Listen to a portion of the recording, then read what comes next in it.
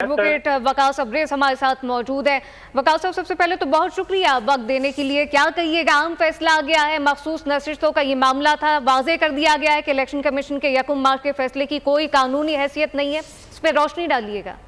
बिल्कुल जी, तरीती फैसले के अंदर जो वजाहत दी गई है इसमें पेशावर हाई कोर्ट का और at the same time election commission of Pakistan का जो फैसला था उसको स्ट्राइक डाउन और डिस्पेल कर दिया गया और वजाहत कर दी गई है कि पॉलिटिकल पार्टी के तौर पे पीटीआई बतौर एग्जिस्ट करती है और अल्टीमेटली जो इनका इस्तकाक था इनके आर्टिकल 51 के तहत के जितनी इनकी जो मेजॉरिटी थी नेशनल असम्बली के अंदर या प्रोविंशियल असम्बलीज के अंदर उसके मुताबिक इनको महसूस नशीस्तें ग्रांट करना, this was the constitution requirement of the fundamental right of PTI. तो मैं ये समझता हूँ कि मैं पहले दिन से इस बारे में बड़ा क्लियर था कि पीटीआई को जो पिनलाइज किया गया था इनसे बल्ले का आज डिजॉल्व नहीं हुई थी, क्योंकि आइन के अंदर किसी भी पॉलिटिकल पार्टी को डिजॉल्व करने का जो तरीकाकार है वो आइन के आर्टिकल 17(2) के अंदर इंसर्ट किया गया है कि हुकूमत वक्त जो है वो किसी पॉलिटिकल पार्टी के अगेंस्ट जो है पहले उसको बैन करेगी, फिर रेफरेंस सुप्रीम कोर्ट में भेजेगी, जब सुप्रीम कोर्ट से बैन करेगी तो फिर उसकी एग्जिस्टेंस खत्म हो जाएगी। लिहाजा पीटीआई एग्जिस्ट तो करती थी, जो चीजें बतौर पेनल्टी इनके ऊपर इम्पोज की गई थी कि इन्होंने इंट्रा पार्टी इंतखाबात नहीं करवाए थे, तो अल्टीमेटली बल्ले का निशान वापस ले लिया गया था और जितने उम्मीदवार थे आजाद कैपेसिटी के अंदर इन्होंने इंतखाब लड़ा था उसके अम्ब्रेला के नीचे गई या प्रोविंशियल असम्बलीज के अम्ब्रेला के नीचे गए, तो जिस अम्ब्रेला के नीचे वो खड़े थे वो पीटीआई की अम्ब्रेला थी। तो अल्टीमेटली एक सीरीती फैसले के अंदर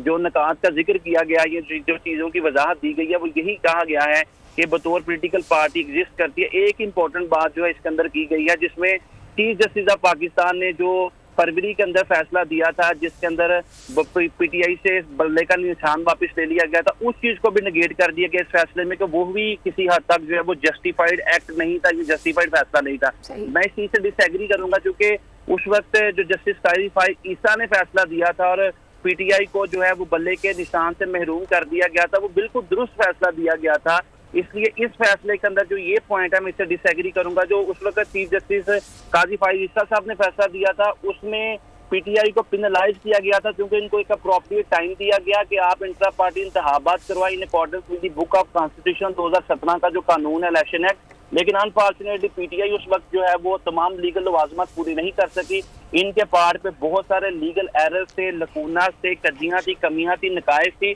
और जब आपके खिलाफ फैसला आता है, हमने तो पाकिस्तान की पॉलिटिकल हिस्ट्री के अंदर यही चीज देखी कि आप जो है ना मानो की पॉलिसी, मैं ना मानो की पॉलिसी पे अमल दरामद करवाते उस फैसले की धज्जियां उड़ा देते हैं। तो अल्टीमेटली वो फैसला दुरुस्त था। लिहाजा इस फैसले के अंदर ये जो पॉइंट है कि वो जो फैसला दिया गया जिसमें बल्ले के निशान से महरूम कर दिया गया एक बहुत बड़ी पॉलिटिकल पार्टी को, मैं इससे डिसएग्री करता हूं। अच्छा वकास साहब, ये भी बताइएगा, ना मानो की पॉलिसी तो एक जानिब, लेकिन आपकी मौजूदगी का फायदा उठाते हुए ये भी जानना चाहेंगे कि चूंकि अब इलेक्शन कमीशन का जो किरदार है वो बड़ा अहम हो गया है, तो क्या आप समझते हैं कि इलेक्शन कमीशन के पास क्या अब आईनी तौर पर क्या ऑप्शन मौजूद हैं, क्योंकि एक जानिब अदालत है, एक जानिब जो है वो पार्लियामान की बेतौकीरी का भी मामला है?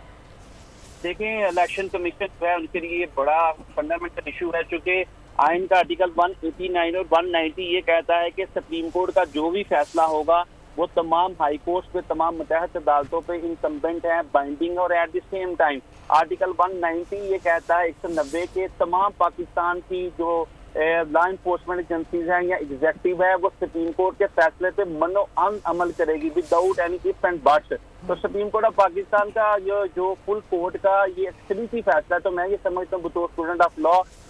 जो इलेक्शन कमीशन ऑफ पाकिस्तान को आज दर हुक्कर प्रूफ ये फैसला तस्लीम करना ही होगा। दूसरी तरफ अब आपने बात कर दी, क्योंकि स्पीकर का भी हाथ है, स्पीकर ने बड़ी क्लियर इंडिकेशन दी है कि ये नशीसें जो है वो पीटीआई को नहीं दी जाएंगी। तो इस वक्त ये लगता है कि हमारी पार्लियामेंट और हमारी जो जुडिशरी है, जो हमारी अदली है, जो पाकिस्तान की सबसे बड़ी मुअज़्ज़ज़ अदालत है, वो दोनों आमने सामने खड़ी हैं। और आइन इस बारे में क्या कहता है, क्योंकि हम अक्सर ये बात कहते हैं कि हमारी पार्लियामेंट सुप्रीम है या हमारी जो है वो सुप्रीम कोर्ट सुप्रीम है, तो आइन के अंदर किसी जगह पे पार्लियामेंट की सुपरमेसी की बात नहीं की गई और ना ही जुडिशरी की सुपरमेसी की बात की गई है, बल्कि अपने अपने सफेयर में इंडिपेंडेंटली अपना रोल अदा करेंगे। तो मैं ही समझता हूँ इस वक्त जो सबसे ज्यादा सुप्रीम चीज है वो आइन, और आइन ये कहता है। ठीक है सर, वकास सबरेज साहब, जी कता कलामी की माजरत, आप ये फरमा रहे हैं कि आइन सुप्रीम है क्योंकि आइन अपने हिसाब से चीज़ें कर रहा होता है। सुप्रीम कोर्ट के हवाले से अगर बात करें, अगर हम इलेक्शन कमीशन की बात करें या पार्लियामान की बात करें, तो वो दोनों अलग अलग इदारे हैं, उनका भी एक अपना डिकोरम बयान कर दिया गया। हमारे साथ ही रहेगा